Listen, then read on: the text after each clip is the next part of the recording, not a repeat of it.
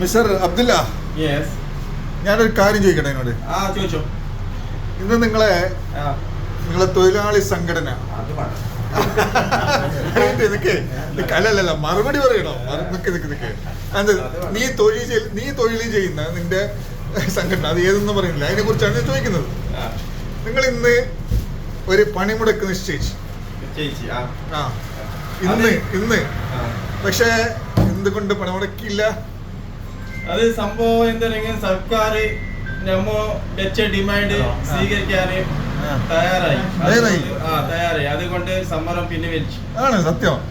അതിന് STU മാത്രമല്ല, BMS ഉണ്ട്, CIT ഉണ്ട്, IDC ഉണ്ട്.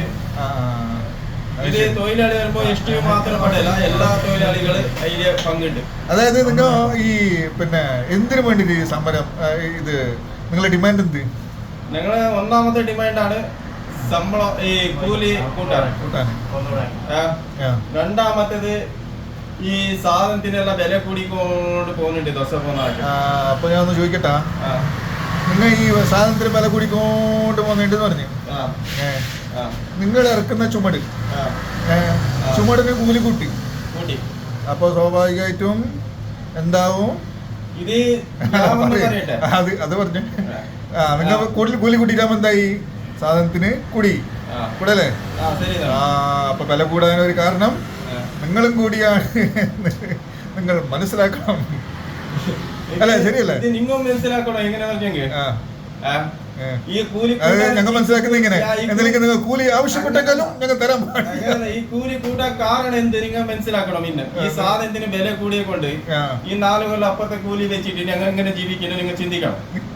തോന്നിയ ദിവസം പറയണ്ട, നിങ്ങൾ അർത്ഥമല്ല നീ കൂട്ടിയത്. കൊല്ലം കൂടുമ്പോ ഡബിൾ ഇരട്ടി കൂട്ടിക്കൊണ്ട് പോകുന്ന 15 കൊല്ലം ശേഷമാണ് കൂലി കൂട്ടിയത്. അപ്പൊ നിങ്ങൾ മനസ്സിലാക്കണം, 5 കൊല്ലം കഴിഞ്ഞിട്ട് കൂലി കൂട്ടുമ്പോ എത്ര കൂലി കൂടിയിട്ടുണ്ടാവും? വെറുതെ സത്യമായിട്ട് 5 കൊല്ലമായി കൂലി കൂട്ടാത്ത. ആയിക്കോട്ടെ. അപ്പൊ സാധനത്തിന് വില കുറഞ്ഞാൽ കൂലി കുറയും, എല്ലാവർക്കും നേരെ സുഖത്തിൽ ജീവിക്കാം.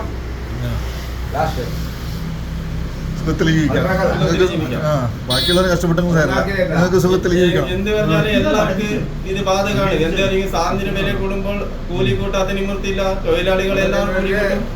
നാടൻ പണിയെടുക്കുന്ന ആളും എല്ലാവരും കൃഷി പണിയെടുക്കുന്ന കൂട്ടാത്ത നിവൃത്തിയില്ല. അവർക്ക് ജീവിക്കാൻ കഴിയണ്ടേ?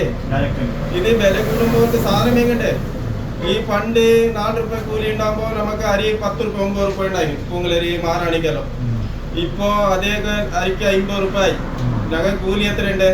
അതിനായിട്ട് 2 രൂപ കൂടുതൽ. അവരെ മനസ്സിലാക്കണം. തൊഴിലാളികൾ എങ്ങനെ ജീവിക്കണം നിങ്ങൾ മനസ്സിലാക്കണം. അതിന് നിങ്ങൾ ഫുൾ സപ്പോർട്ട് ചെയ്യണം. തൊഴിലാളികൾക്ക് എങ്ങനെ കൂലി കൂട്ടാനും ഈ വില കുറക്കാനും സമരം ചെയ്യണം. കച്ചവടം ചെയ്യുന്ന ജീവിക്കണ്ടേ?